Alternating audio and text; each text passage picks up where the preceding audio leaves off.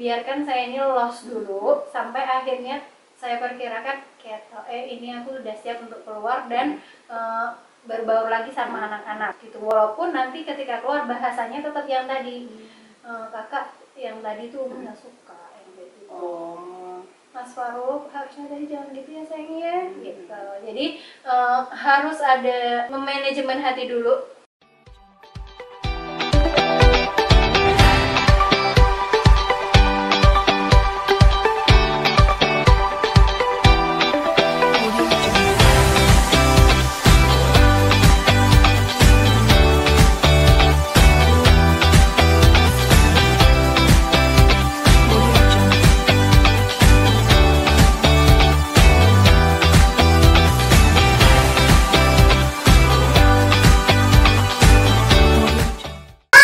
Wabarakatuh. Jumpa lagi dengan saya Tina Marjan di acara Lady Story Talk Show, menghadirkan kisah-kisah inspiratif wanita, pahami wanita untuk pahami dunia. Kali ini kita sudah berada di rumah Ibu Arsada Rahma. Ibu Arsada Rahma ini kawan SMP. Waalaikumsalam warahmatullahi. Sudah 19 tahun ya kita tidak berjumpa. Ya Allah, kangen sekali. Alhamdulillah bisa sampai sini. Kita akan berbincang tentang bagaimana sih mendidik anak. Kalau misalnya mereka cranky, kalau misalnya mereka pada fase-fase tertentu, lalu membiarkan rumah yang inspiratif ini ya, kita akan berbincang-bincang sekitar itu. Nah sebelum ini, memperkenalkan diri dulu, Ibu Arsada Rahma, bagaimana backgroundnya, kemudian kesibukannya apa, dan nanti akan masuk ke Oke, insyaallah. Bismillahirrahmanirrahim. Assalamualaikum warahmatullahi wabarakatuh. Alhamdulillahirabbil alamin. Bihi nasta'in, nahmaduhu wa nasta'inuhu wa nastaghfiruh. Wa na'udzu billahi min syururi anfusina wa min sayyiati a'malina. Allahumma shalli ala Muhammad wa ala ali Muhammad. Jazakumullah khairan katsiran sebelumnya. Ya Allah, ini teman SMP saya nggak nyangka sekali bisa sampai di rumah saya. Masya Allah, sudah sempetin waktunya, semoga jadi berkah sendiri. Amin. Jadi saya manggilnya ini Mbak Yama. Ya Tina Marjan maksudnya. Nama yang bagus, saking anehnya namanya kan. Sampai ini tuh apa ya namanya, kok kayak nama minuman. Ternyata itu adalah permata bebatuan mulia yang tercantum dalam Al-Quran. Masya Allah, Bikin ke surga letaknya. Iya betul, Masya Allah. Itu berarti bagus sekali namanya gitu ya. Jadi orangnya manis gitu kan.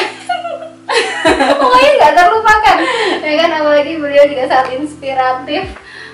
Setelah melewati banyak cobaan dan tetap tegar itu, Masya Allah, inspirasi juga bagi saya dan juga wanita-wanita yang lain gitu ya. Makanya mungkin dari itu beliau membuat Lady Story ini ya. Lady Story untuk berbagi dengan semua wanita hebat di Indonesia. Insya Allah. Baik, jadi nama saya Arsada Rahma, biasa dipanggil Rahma gitu ya. Kalau riwayat pendidikannya, saya SD itu di kampung di desa sana di Jepara. Masih ke utara lagi, pelosok pokoknya, Pantura banget, nggak utara. Itu namanya Desa Bangsri. Nah, saya sekolah di situ sejak TK sampai SD, Muhammadiyah Bangsri. Kemudian setelah lulus SD bertemulah dengan beliau. Dari sekolah yang sangat desa gitu, kemudian ke Asalam itu rasanya ya Allah kayak upgrade level. Berlipat ganda banget. Masya Allah, nggak kebayang juga saya bisa sekolah di sekolah yang kayak begitu. Biasanya sesekolah cuman berapa puluh orang gitu ya, ini sekelas berapa puluh orang itu dan dengan fasilitas yang sangat bagus, dengan ilmu yang sangat mumpuni, ustadzah-ustadzah yang sangat care dengan kita, Masya Allah. Jadi di situ kami banyak belajar. Saya kebetulan di Asalam itu dari SMP sampai aliyah gitu ya, jadi 6 tahun di sana. Kemudian berkat bimbingan dari ustadzah juga, qadarullah, alhamdulillah bisa melanjutkan belajar di Kairo, Mesir ya. Di sana saya ngambil hukum Islam, syariah Islam, dan alhamdulillah Allah lancarkan juga di sana kalau S1 normalnya 4 tahun, saya juga 4 tahun gitu ya. Karena banyak teman-teman di sana itu yang harusnya ditempuh dalam waktu segitu, mereka nempuhnya bisa 9 tahun sampai 13 tahun. Iya, karena nggak ada sistem DO di sana. ada. Jadi yang sampai segitu panjangnya itu biasanya karena udah ke DO tapi tetap pengen belajar di situ, pindah fakultas, pindah gitu. Akhirnya mereka lama sekali di sana gitu. Jadi di sana itu nggak naik kelas sih, bilangnya tetap nggak naik kelas gitu. Habis gitu terus alhamdulillah juga di tengah perkuliahan Allah temukan jodohnya. Ya, Allah. ini bucin apa gimana? Tapi emang suami juga di sana di jurusan yang sama atau? Iya, suami juga di jurusan yang sama, tapi kampusnya laki-laki sama perempuan itu jauh. Jadi kalau dibilang 10 kilo ya lebih kali, pokoknya terpisah, benar-benar terpisah gitu. Cuman kan karena kita memang komunitas Jawa Tengah, terus apa tuh namanya, ada komunitas Muhammadiyah, jadi ya banyak sekomunitas, dan kebetulan orang tua kita juga kenal gitu. Jadinya lebih mudah ya, lebih mudah menuju jenjang, tapi tidak mudah juga istilahnya, karena orang tua saya tuh prinsipnya boleh nikah kalau sudah selesai kuliah itu tadi gitu. Jadi bagaimana nih meyakinkan orang tua untuk diperbolehkan menikah? Mereka menurut saya dengan berbagai banyak alasan yang saya kemukakan gitu kan, itu yang paling masuk adalah ketika kenapa saya berani mengambil keputusan ini.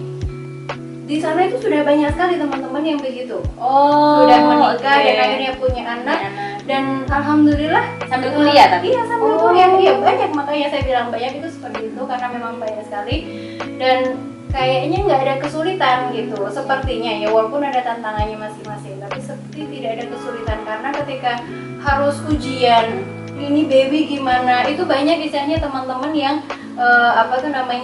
mau bergantian. Tapi ini dibawa babynya ke kampus, dibawa. Jadi sama ini ruangan kelas gitu ya, ruangan kelas kita ujian dalam kelas, itu babynya udah standby di depan sama teman kita ya.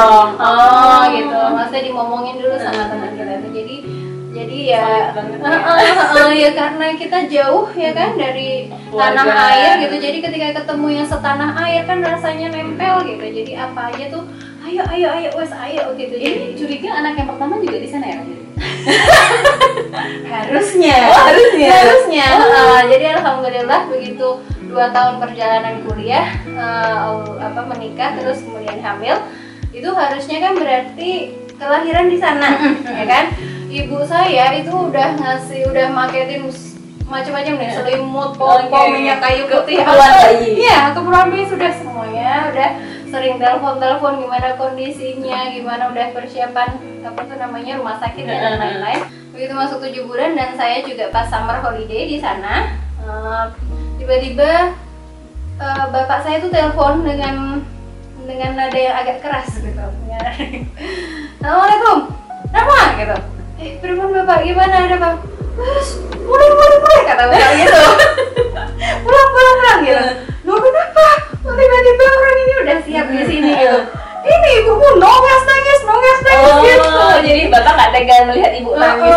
Jadi ibu saya tuh nangis terus, gimana sih mikirin kok lahiran di sana, siapa yang bantuin dan sebagainya. Saudara. Padahal kita kan maksudnya banyak juga yang jenis seperti itu, dan ya itu tadi semuanya solid, semuanya mau bantu gitu, mau begadang sampai malam itu juga nggak apa-apa, kita udah biasa banget di sana itu. Gitu. Jadi ya saya mah seneng-seneng aja ya. Ya Allah, beneran nih Pak gitu. Iya ini loh ibumu nangis terus gitu, kayak nggak tenang gitu. Wes nggak apa-apa, kamu pulang aja ya gitu.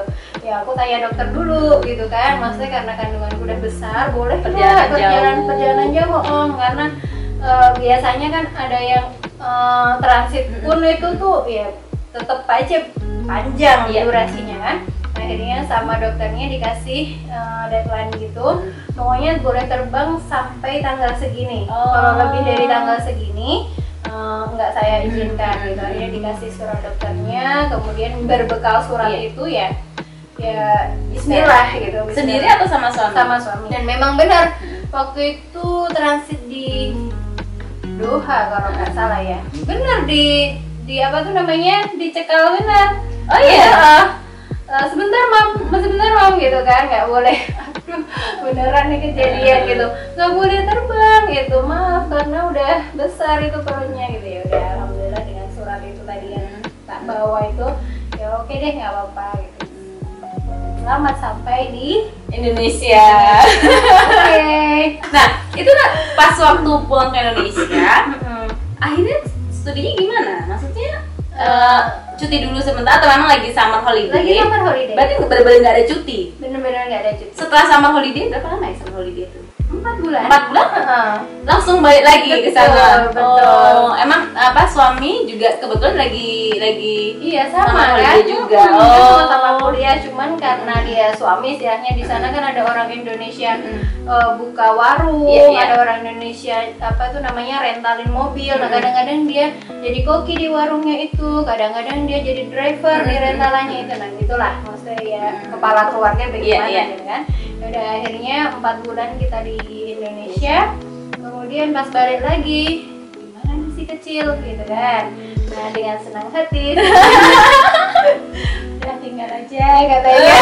Tapi tinggal di Indonesia? Iya. Dan ketika kita balik-balik ke Kairo sama-sama berdua, teman-teman kita yang jemput di bandara, loh kok curang ini baliknya cuma 2 orang? Kok kayak pengantin baru lagi? Iya mana? Maunya nikah aja dong, anaknya nggak mau. Ya nggak gitu bos, banyak yang dipertimbangkan. Yang dipertimbangkan gitu. Akhirnya kita lanjutkan di tahun terakhir itu, tahun terakhir kan berarti udah tingkat 4 gitu kan. Nah jadi kalau seumpamanya summer holiday-nya aja 4 bulan, berarti waktu efektifnya kan cuma 8 bulan. Iya. Ayo kita serius, 8 bulan ini, 8 bulan selesai, udah nggak usah 8 bulan selesai, apa tuh namanya, memastikan kita lulus. Habis itu nggak usah nunggu ijazah lah apa, kita langsung pulang aja. Jadi istilahnya kita ngempet 8 bulan lah untuk tidak bertemu dengan si kecil gitu. Yaudah alhamdulillah, bersyukurillah kita dilancarkan gitu. Berarti semua skripsinya apa? Arabic. Kalau di sana nggak ada skripsi. Ujian akhir. Ujian akhir. Ujian akhir. Jadi nggak ada yang kayak kita tulis-tulis. Tulis-tulis itu baru yang pasca sarjana, magister. Magisternya. Ada skripsi. Kalau yang satu belum ada. Baru kemudian balik ke Indonesia. Nah, apa yang dilakukan setelah selesai studi? Setelah sudah ada baby? Alhamdulillah terus akhirnya kita kembali ke Indonesia. Kalau suami kan memang ada, mereka punya yayasan keluarga. Ya, jadi kayak di Jogja ini ada bias apa tuh namanya, sekolah bias gitu ya, Bina Anak Soleh. Itu ya rintisan daripada yayasannya suami itu. Jadi begitu kita ke Indonesia ya udah langsung nyemplung di situ gitu. Jadi ada di Kudus, ada di Pati, ada di Semarang, ada di Jogja. Nah kita waktu itu anunya yang di berkiprahnya di bias Pati. Gitu. Kemudian karena banyak hal sepertinya bias Jogja ini membutuhkan tenaga untuk materi-materi diniyah, keagamaan gitu. Sepertinya mereka kekurangan, akhirnya yang dari Pati diambil lah gitu, dan saya dan suami yang dibawa ke sini gitu. Ya udah sampai akhirnya kita di Jogja mengajar di bias itu. Bias itu lebih ke sekolah atau yayasan? Sekolah. Iya, tapi maksudnya memang dia didirikan oleh suatu yayasan gitu. Mulai dari yang balita, playgroup, SD, SMP, SMA sampai sekolah tinggi. Ada sekolah tinggi juga. Ya. Kemudian ya udah, kalau saya dari waktu mulai pertama di Jogja itu sampai sekarang itu berkiprahnya di SMP, SMA sama di sekolah tingginya. Kalau suami saya itu di sekolah tingginya aja. Sempat di SMP, SMA, cuman kayaknya waktunya dia kurang longgar karena memang banyak aktivitas di luar mengajar gitu. Akhirnya melepaskan diri dari SMP, SMA, kemudian fokus ke sekolah tinggi. Ya, kalau saya ya karena rumah tangga gitu ya, lebih fleksibel. Lebih fleksibel dan apa tuh namanya, waktunya juga istilahnya bisa longgar gitu ya, saya bisa mengampu anak SMP, SMA, sekolah tinggi juga bisa kota gitu. Karena anak-anak juga full day school semuanya ya kan.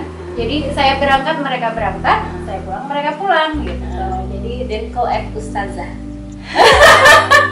Ustazah Rahma. lagi ya, ya kira-kira seperti itu. Masya Allah, senang tuh. Jadi bener-bener berbagi ilmunya itu dapat gitu ya. Iya, karena memang tujuannya itu, gitu kan. Ketika seseorang sudah dapat ilmu, istilahnya sedikit apapun itu istilahnya, itu kan memang kewajibannya untuk diamalkan, gitu kan. Apalagi saya yang sudah istilahnya menempuh yang di Asalam, sebanyak apa sih ilmu yang saya dapat di sana, kan banyak sekali tuh.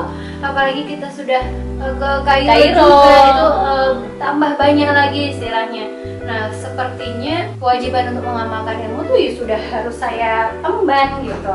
Jadi kalau perlu diketahui, sebenarnya saya di BIAS ini bukan guru tetap, tapi guru biasa, guru tidak tetap. Karena pernah saya jalani guru tidak tetap itu, memang karena sekolah full day, jadi harus standby di sekolah dari mulai pagi sampai sore. Gitu. Belum nanti kalau di hari-hari yang kita ada meeting, itu baru mau maghrib atau apa gitu baru ya?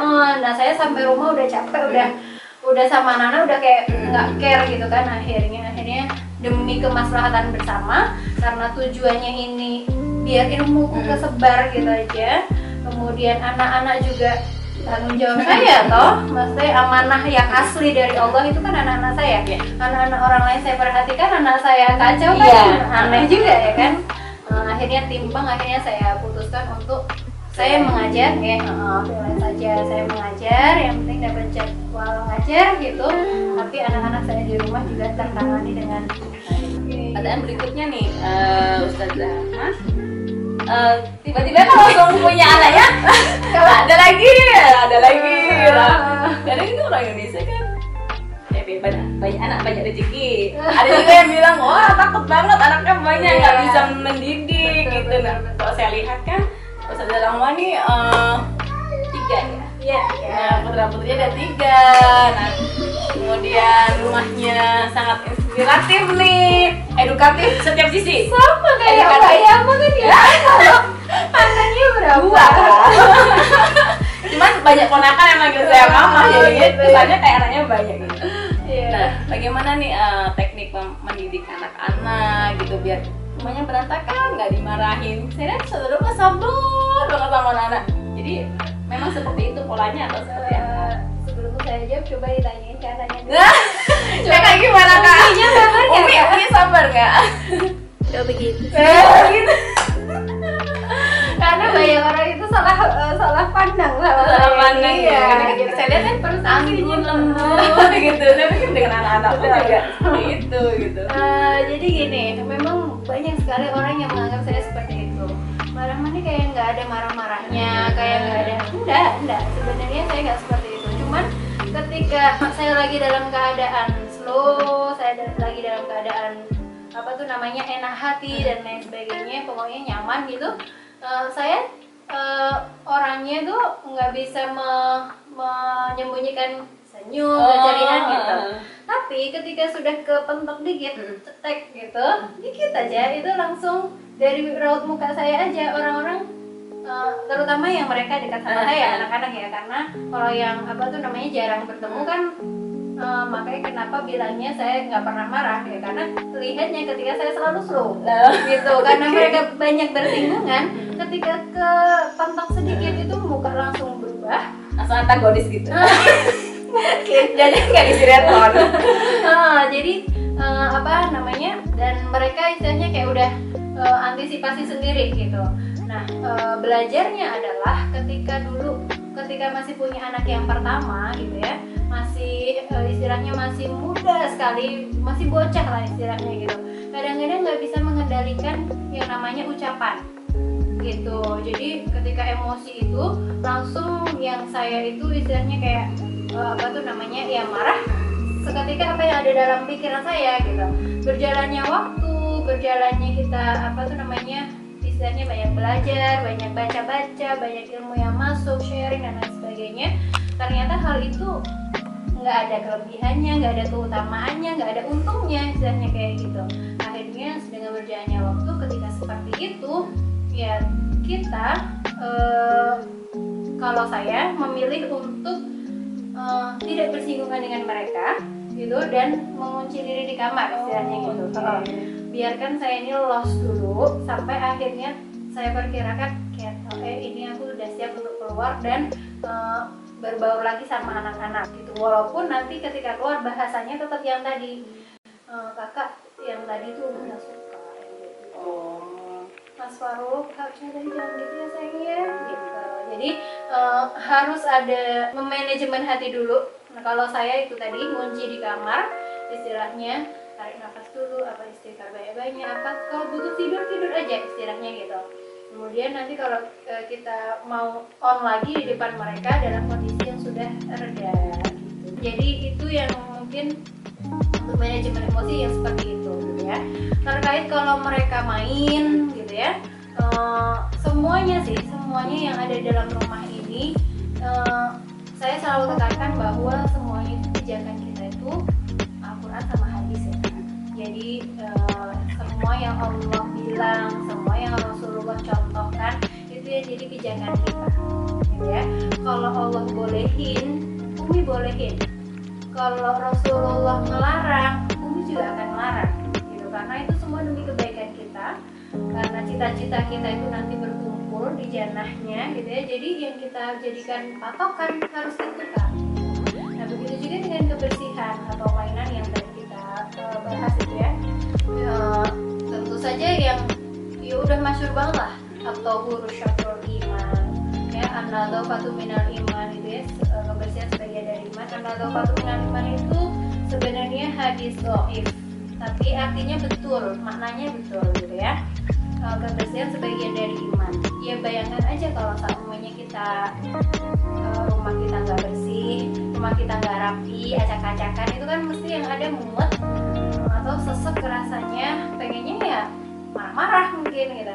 Beda kalau rumah kita tertata, rapi gitu kan, secapek-capeknya kita itu tidak mendorong kita untuk lebih emosi lagi gitu ya.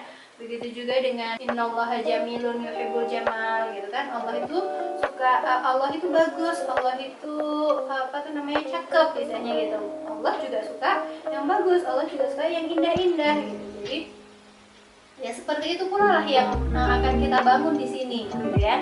Kamarnya kakak, ya kakak bikin yang indah menurut kakak seperti apa. Kakak sudah besar, udah punya udah punya karakter tersendiri. Nah, jadi kalau untuk apalagi kondisi pandemi seperti ini ya, Mbak Roma, itu anak-anak tuh diarahkannya kan bagaimana ya? Karena mereka kan nggak boleh terlalu jauh main, kayak as a normal gitu. Nah, mereka memang menurut di dalam rumah aja atau? Enggak sih, kalau namanya anak-anak ya, kalau mereka udah pengen keluar, saya bolehin aja. Insya Allah kalau di sini istilahnya dari Pak RT-nya sendiri itu sudah sangat mengawasi kita warganya. Jadi ketika ada orang yang masuk itu betul-betul harus lapor, dan orang yang ketamon ya, itu harus betul-betul memastikan bahwa orang itu istilahnya sehat. Kemudian ketika datang juga betul istilahnya seperti itu. Jadi selama normal pun saya nggak pernah mengizinkan mereka jauh-jauh dari rumah gitu. Jadi kekhawatiran lah namanya, nggak kelihatan dari jendelanya, kadang-kadang kita udah deg-degan, namanya zaman sekarang misalnya kan banyak sekali yang nggak tahu terjadi apa di luar gitu.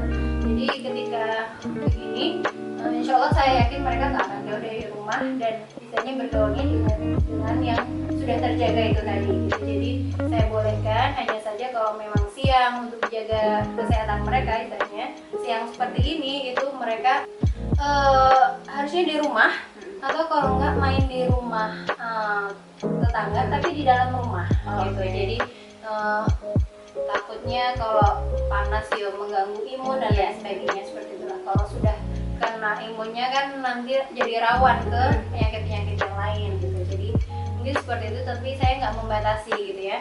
Walaupun nanti akhirnya mereka yang membawa temannya ke sini, kalau siap ya nggak apa-apa, monggo. Mau dikeluarkan semua mainannya saya juga silahkan gitu ya, karena memang itu adalah tahap belajar mereka ya kan. Dan dalam bermain itu sebenarnya ya memang ada 3 fase sih kalau menurut saya. Ada sebelum bermain, saat bermain, dan sesudah bermain gitu ya. Ketika sebelum bermain tentu saja saya sounding gitu kan. Nanti kalau sudah selesai boleh dirapikan ya, nanti dirapikan lagi, dikembalikan lagi, tapi tetap saya batasi. Namanya kalau terlalu cerewet nanti anak-anak juga malah makin anti gitu kan. Ini cerewet banget sih ya gitu. Jadi sewajarnya aja, sekali 2 kali gitu lah. Oke Mi, nah udah dapat jawaban oke tuh udah sip. Dan kita juga taruh kepercayaan di anak-anak gitu kan. Ketika mereka main, yang kedua adalah saat mereka bermain itu paling bagus adalah kita orang tuanya bisa membersamai. Gitu kan, sambil istilahnya dari satu Lego yang kotak saja, kalau kita kan bisa membawanya ke banyak arah gitu kan. Tapi kalau mereka sendiri yaitu satu Lego kotak yang nanti ditumpuk-tumpuk jadi apa istilahnya gitu. Tapi paling bagusnya seperti itu, kita bisa bersamai, kita perkuat bonding mereka dengan mereka saat mereka bermain itu kan juga saat-saat yang nggak terlupakan ya bagi anak-anak gitu kan. Tapi namanya orang tua kondisinya juga lain-lain ya. Ada yang bisa membersamai, ada yang tidak. Kalaupun tidak bisa membersamai, nggak apa-apa, lepaskan aja anak-anak, itu juga mereka udah belajar. Imajinasinya main, motor, visual dan lain sebagainya itu main semua istilahnya dalam mereka bermain itu. Jadi nggak masalah kita bisa bisa membersamai atau enggak, tapi paling baik bisa membersamai itu. Dan ya itu tadi, ketika mereka bermain jangan di cerewetin ya bun gitu. Itu kegila, baru asik-asik main. Itu kok kegila gitu. Enak-enak tenan ini gitu kan. Jadi ketika main udah biarin main aja, karena disitulah mereka lagi beraksi nih otaknya gitu kan, lagi mengasah segala kemampuan mereka gitu. Yang kasur berantakin dibuat kayak mana, biarin nggak apa-apa, itu udah bagus banget istilahnya. Itu sudah sangat lebih bagus daripada mereka berkutat dengan gajah istilahnya gitu ya. Nah jadi saya loskan lah begitu. Fase ketiga tuh berarti fase saat pra bermain, pasca. Iya betul, fase ketiganya adalah itu. Syukur-syukur mereka bisa istilahnya terlihat gitu ya, fase paskanya terlihat. Karena lebih banyak mereka udah selesai itu langsung move ke main yang lain tanpa yang tadi itu diberesin gitu kan. Nah itu kan itu yang paling orang tua insecure ya. Berantakan. Iya benar. Ini kan kayak gini sama nih, istilahnya kayak gitu aja. Adik itu nanti kalau udah selesai diberesin, paling nggak kasih tau enggak kan, dia langsung main sepeda gitu kan. Nah, tips bagi ibu-ibu yang ketika sudah tipsnya nih sudah berhadapan dengan situasi yang seperti itu adalah coba dilihat kondisinya bu, masing-masing dirinya itu seperti apa. Kalau memang kondisi kita saat itu sedang tidak capek, dalam kondisi prima dan luang, alangkah lebih baiknya ya kita bereskan gitu kan. Kita bereskan tetap dengan nanti kasih warning ke anak-anak. Tadi Umi sudah bereskan ya nak, harusnya Mas Faruk atau Adik Deren yang bertanggung jawab, tapi karena tadi berantakan, Umi nggak suka ada yang berantakan, maka Umi bantu berantakin, besok-besok dia sounding terus seperti itu. Nah tapi kalau kita dalam kondisi yang lain, kita masih kerja atau baru nggak enak badan mungkin, atau baru capek sekali habis melakukan aktivitas rumah dan lain sebagainya, maka biarkan aja, loskan aja itu mainan. Berarti malah emosi. Iya betul. Jadi yang kita pentingkan adalah kewarasan kita aja. Jangan sampai karena itu kita jadi abnormal ya. Bener-bener. Ya membatas ya kadang soalnya kalau ada kondisi seperti itu ya. Betul ya itu tadi. Nah kalau saya yang itu tadi, karena tempat yang paling nyaman bagi saya adalah di kamar, saya letakkan diri saya dulu di kamar, entah itu nyalain AC atau sambil dengerin apa tuh namanya murotal atau nonton dan lain sebagainya. Nanti kayaknya setelah badan fit baru kita keluar, baru kita ajak anak-anak kalau di rumah, ayo mas itu masih berantakan, diajak sambil kita bernyanyi beres-beres waktu telah tiba simpan mainan, nah, sambil kita ikut nyomot-nyomot ibu gitu. Cuman kita beraksi aja sih nyomot-nyomot, yang penting mereka kan lihat tuh ini udah bantuin berarti kita nyomain juga harus, nah gitu. Jadi seperti itu, jadi disesuaikan saja dengan kondisi kita saat itu. Kalau memang kita prima, yang paling nyaman bagi saya adalah rumah bersih ya, air dibersihkan, tetap dengan mau apa tuh namanya warning anak-anak nanti setelah. Tapi kalau saya rasa atau kita rasa kondisi kita dalam kondisi yang lagi drop kayak nggak mungkin kan, capek sekali, ya udah dibiarkan saja dulu, apa tuh namanya rehatkan diri kita, kemudian kalau sudah siap baru kita beresin. Masya Allah, tipsnya cukup sangat ampuh gitu ya. Nah semoga sih berguna juga buat sahabat Lady Story di sana, buat yang memiliki anak-anak, biarkan mereka kreatif pada fasenya. Jadi jangan terlalu dicerewetin, khawatirnya malah kecerewetan bunda-bundanya itu akan menghambat mereka berimajinasi seperti itu. Sebenarnya masih banyak sekali sih yang ingin kita bicarakan, tapi keterbatasan waktu kita akan sudahi acara ini. Mungkin nextnya kita akan berbincang dengan topik yang berbeda lagi, insya Allah. Jika dikasih kesempatan, kesehatan, umur panjang. Terima kasih banyak Mbak Rahma, Ustazah Rahma. Kurangnya saya yakin yang menonton ataupun ibu-ibu di luar sana banyak sekali yang lebih hebat, banyak sekali yang lebih menguasai ilmu parenting dibandingkan saya istilahnya. Jadi mungkin nanti bisa sharing juga ke Mbak Yama biar kita bisa itu tadi makin luas wawasannya, berbagi ilmu dan bermanfaat bagi yang lain, insyaallah. Oke, terima kasih sudah menyaksikan episode ini bersama saya Putri Ramarja dan Ustazah Rahma, Mbak Rahma tentang parenting. Bagaimana sih episode berikutnya? Sahabat Lady Story yang ingin kisah inspiratifnya ditayangkan bisa DM di Instagram kita ladystory.talkshow. Di-follow juga ya, jangan lupa. Dan bisa juga komen di channel ini Lady Story, bisa di like juga dan jangan lupa di subscribe. Terima kasih, mohon maaf jika ada kesalahan. Wassalamualaikum warahmatullahi wabarakatuh. Sampai jumpa.